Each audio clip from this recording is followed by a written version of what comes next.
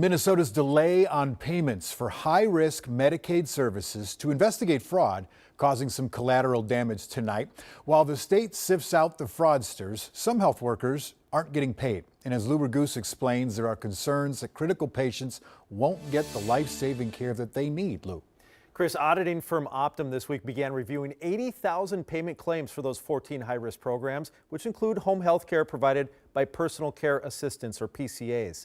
While the legitimate ones eventually will get paid, the delay is causing fear that there will be a lapse in care. What are your plans today, Kayla? I might do some painting. Incredibly, despite being a lifelong quadriplegic, Where do you want your paints? 35-year-old Kayla Gillett creates beautiful paintings with her mouth. Many years of practice. She lives independently in a St. Paul apartment and volunteers at the Como Zoo. You're a spoiled boy. But none of that would be possible without the help of a personal care assistant, or PCA. I wouldn't have been able to do that if I was still in the assisted living facility. Is there room here? Kayla's PCAs, including her friend Christine Sandberg, get paid by New Wave Home Health Care.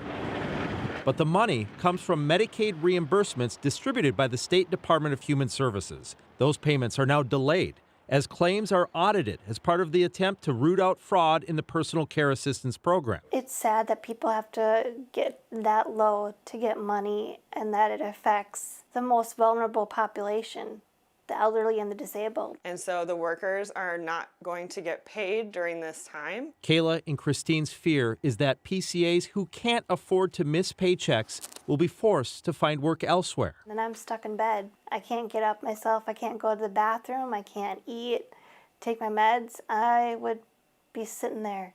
I wouldn't be able to do anything. Kayla and Christine wish the state could find a way to keep legitimate payments coming without delay. We don't want to lose our workers who my friend Kayla relies on for basic life necessities. I feel like they could still do their investigation and still pay the money and be able to find these people yet. There's got to be a better solution. Well, this week, the DHS Medicaid director answered our questions on this topic. He said payment delays for legitimate clean claims could take 30 days. Claims that require any follow-up could take up to 90 days before the payment is issued. Chris. So again, what are people saying though about how to do it any better? I mean, can't you keep paying everybody in the meantime? And during the audits, you'll catch the fraud and then you can deal with that later. But why do you have to stop? Why is there a delay? That would be an option, but the state made the decision that in order to stop the fraud, so much fraud money is pouring out, that they're pausing the payments. That was the decision that they made. That's how they're doing it. They won't know which one. They don't want the fraud dollars to keep going out, so they're auditing all of them before they pay. And there might be, like this, collateral damage in the process. Yep, it's 30 to 90 days of a delay. All right, thank you, Lou. Thanks for staying on top of it.